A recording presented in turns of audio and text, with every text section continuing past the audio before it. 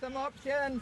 Eric, it's yours. Eric, run. It's early Saturday morning down at the football ground in Brooklyn, Wellington. Warren Hetherington's cheering on his 9-year-old son Lucas as he plays for the Brooklyn Northern United Cyclones, grade 10. How's Lukey doing, Warren? Brilliant. He's much better focused on the field than A few other things. He is at home doing his chores. Warren's family is one of over 200,000 sole parent families in New Zealand, and we're going to get to know them in this episode of Flying Solo, a series on what it takes to raise children on your own in New Zealand today. Luke's other passions, gaming. Okay, forward. Move So up, he move up, really enjoys, he's playing at the moment FIFA on FIFA 17. The 2013 census recorded that the majority of sole parents are women. Only 16% are men, and Warren is one of them. He's middle-aged, middle-class, and a manager in a government department. He has 4 kids from 2 previous relationships. Connor, you're a left back. Lucas, you're a centre back. So what's your role, Lucas? What was the score, Lukey?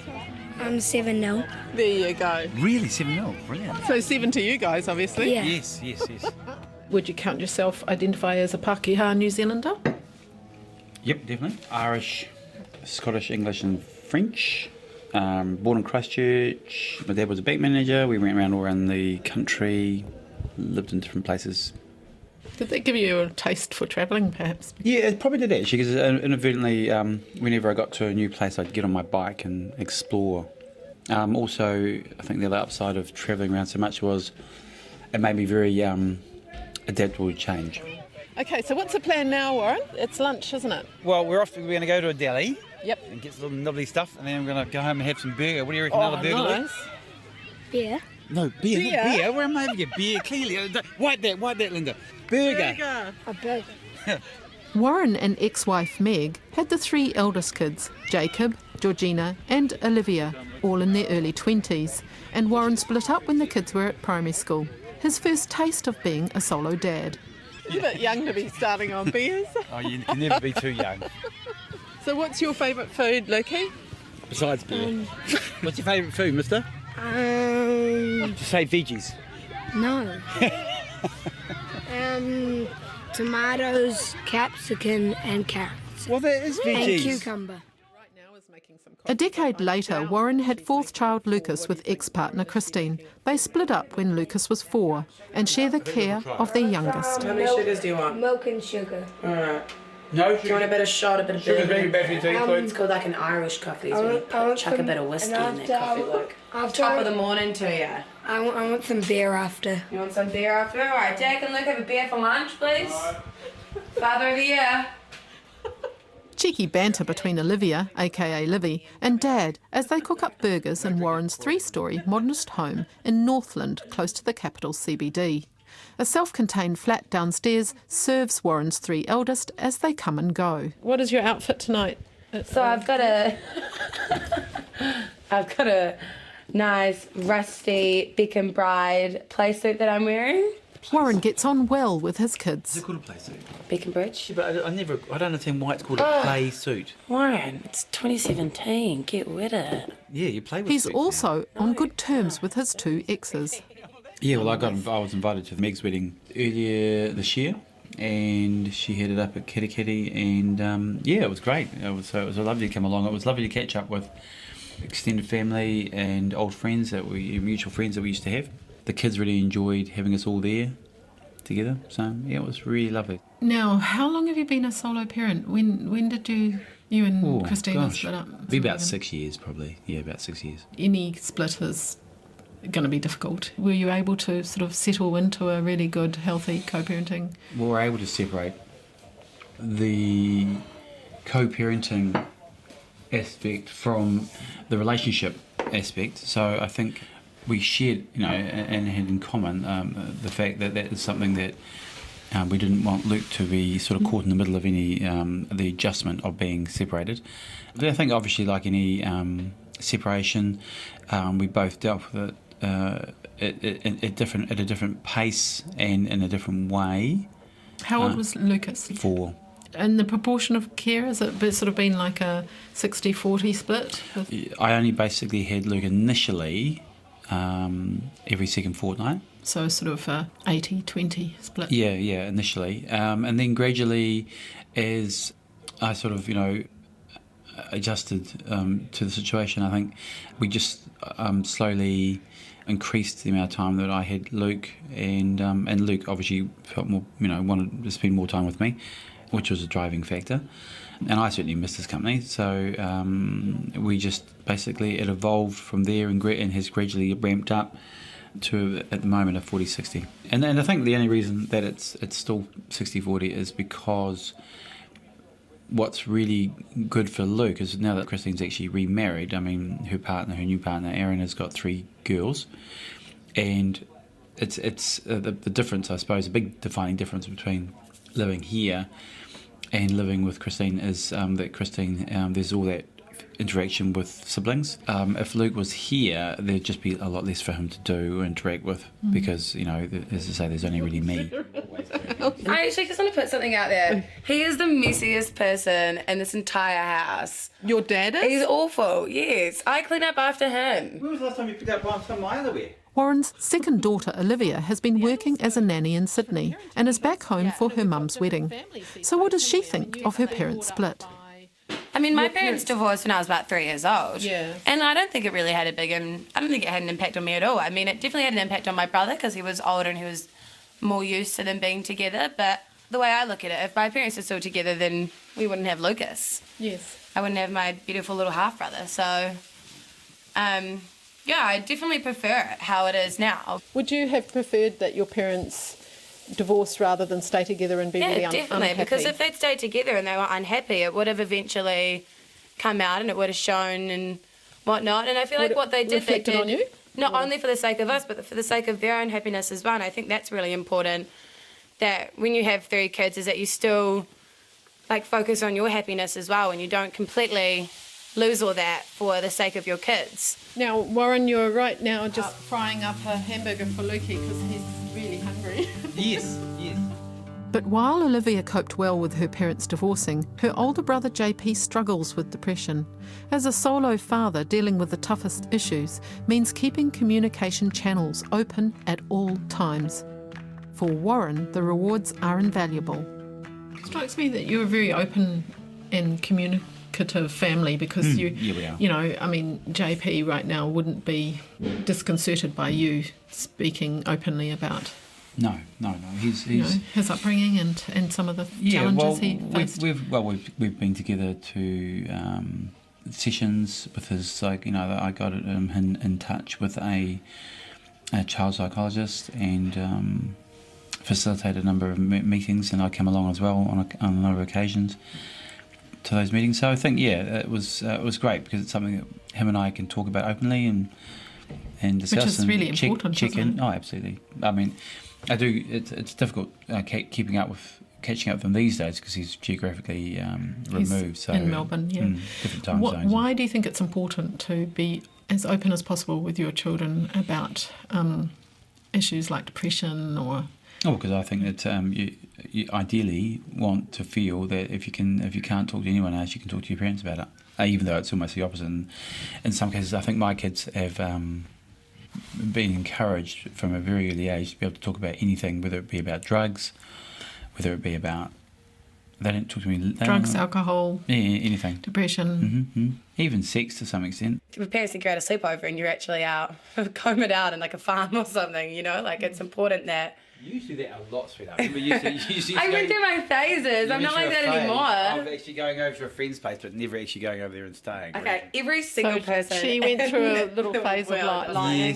Yes. Fibbing about where she was staying. So she had a game plan. But then after a while, when I started telling you what I was actually doing, I was near got as angry at me when you would when I would tell you the truth. That's true, exactly. And I learned that because at first I was purely scared to tell you because I thought you were just like, no, you can't go.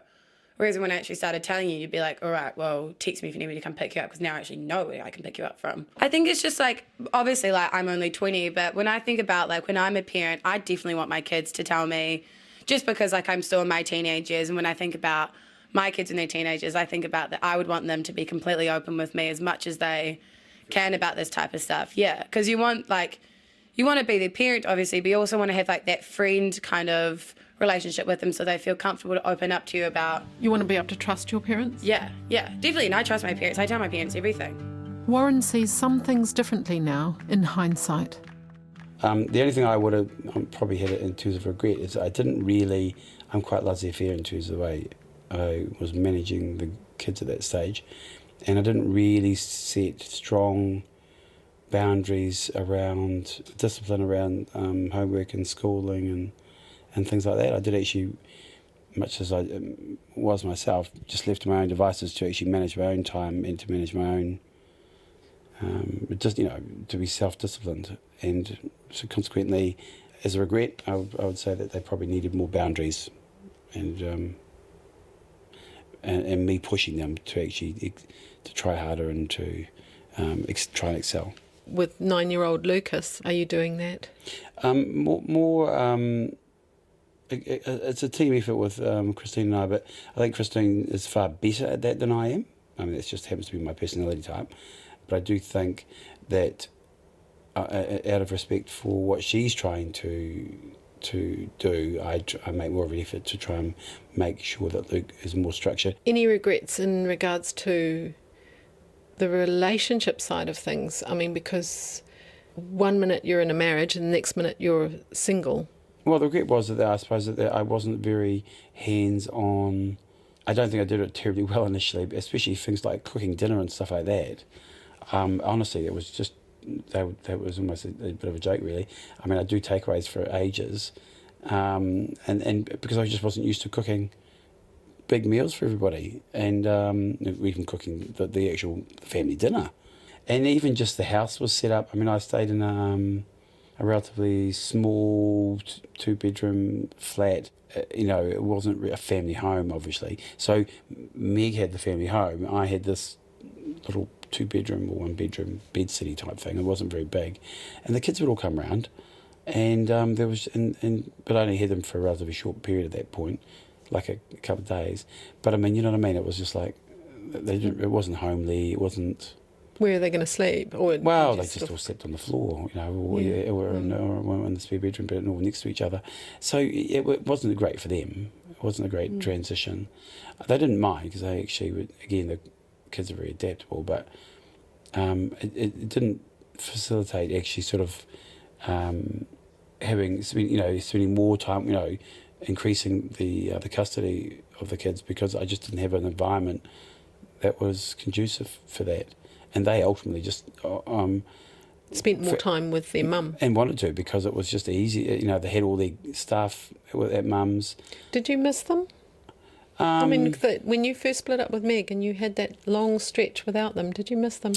I definitely miss them, I think. But the problem was, because I'd actually only seen them either in the evenings or in the weekends, I didn't really have quality time with them in the evenings anyway, because it was time to go to bed by the time I got home. But they weren't really an integral part of my daily routine at that point. So yes, I did have regrets about that aspect of that first marriage. But Luke, it was very, very different.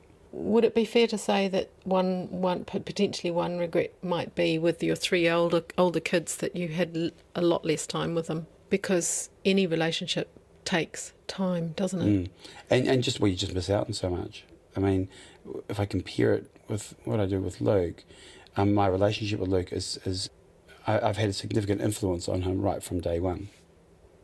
Whereas the other kids, even though I had an influence on them, the influence got greater as they got older. It didn't actually evolve right from the outset. So it's only now, it's only since really I've had the opportunity to spend more one-on-one time with them and do one-on-one stuff with them that our relationship has steadily evolved. With all 4 of your children? Oh yeah, definitely. Just because your kid comes home from school and they're like, I don't know, like laughing at the dinner table or something, like you never know what's going on in someone's life. And like it's always safe to check. With JP, we didn't know about JP's depression for a very yeah, and I think your older brother. People with depression, they cover it really, really well. And like a lot of people some, like, people have different way of dealing with it. Like, some people, they do things which is a cry for help so they can seek the help that they need. I mean, And other JP people, has struggled they with just dig very depression. deep down And when did you first realise that he was struggling with depression? How old was he, and how did it make you feel at the time? Well, it was, how old was he? 14, maybe 15. But it's only because he told me, and we just were out for a walk together and on holiday. And Had he already told his mum, Meg? no, he told me first, actually. And I think he talked about it with, he had talked about it with his sisters, and how he was feeling. And so that alerted me to it. So I suppose that was the impetus. That was the reason we went for that walk, because I wanted to talk to him about it. And he basically opened up and told me everything he was feeling. How did you feel? Oh, I was shocked. I had no idea. I'm completely blindsided by it, really. But I was absolutely stoked, obviously, that he had told me and that she shared it with me. And we both made a plan. Well, I certainly was very keen to not to underplay it, and to actually go and work with him to seek professional help. But I didn't tell Meg. Why didn't you want to? Well, she knows now, but why she not? knows now. Because I wanted JP to do that. It wasn't my place to if he just. I felt I didn't want to betray his trust. Is it something? I mean, you never stop being a parent, do you? So No, you never stop being a parent. You never stop worrying. So he might be 25, but you're still. Oh yeah, I get very worried if I reach out to him and try to talk to him, and he doesn't respond. So I'm worried too, obviously a lot about what his mental state is, and if he's happy or having a downer and stuff like that. So I'm very fortunate though, because he's very, very sensitive, and he cares a lot about how I feel or what he doesn't want his parents to worry. So consequently, as soon as he thinks I'm worrying, he will make an effort to contact. Yeah, which is really lovely. But I'm very fortunate in that sense with all my kids. Depression would be one of the big scary ones for any parent. Definitely. Having your kids struggling with depression, and also potentially being a single parent or solo parent and struggling with depression yourself. Were there any moments for you during both of the breakups or the splits where you felt very alone? Well, I mean, you obviously flying solo. You always. When I was with the kids, I never felt alone. When the kids were with their mum, then there was definitely periods of loneliness. Absolutely. Yeah. Not when I had the kids, obviously. So, in fact, in many ways, that was one of the things that, relieved the loneliness, was to be able to do things with the kids and partake with, and just get involved in their own hobbies and interests and things like that. So it was great, because often I didn't have a partner at the time, so it was fantastic. And getting back out into the dating scene, was that hard work? Did you ever encounter any women or women that would consider your children, especially if they didn't have any themselves, as baggage? It was a term that I'd never even heard before. Prior to actually, it wasn't actually on a date situation, but it was a woman's perspective. It was a friend of my ex's, and she described my children as baggage at that particular point, just in the conversation I was having with her, and I was just completely flabbergasted. I never heard that term used for children, but it was almost quite outraged, really. I just thought, because she didn't have children of her own, and I just thought, I was blown away that she could have that concept, that perspective. But I have to say, having met other women, I have actually subsequently met women, especially more mature women, that don't have that problem or issue. Any advice for other flying solo parents out there? Well, I actually think certainly one of the biggest things, I can't remember if I mentioned it earlier, but I think it's co-parenting. It can work very, very well if you do it well. So in other words, it's not the fact that you separate from somebody that is actually, it doesn't have to be seen as a very negative thing. It doesn't have to be seen as something that's actually in some way going to compromise your ability to be a good parent. I don't think that's the case at all. I actually think you still have the opportunity in a situation like that to effectively co-parent so that the child in no way is actually negatively impacted by the separation. The fact that you've separated from your partner does not mean that in any way that you have to compromise the quality of the relationship you have with your children.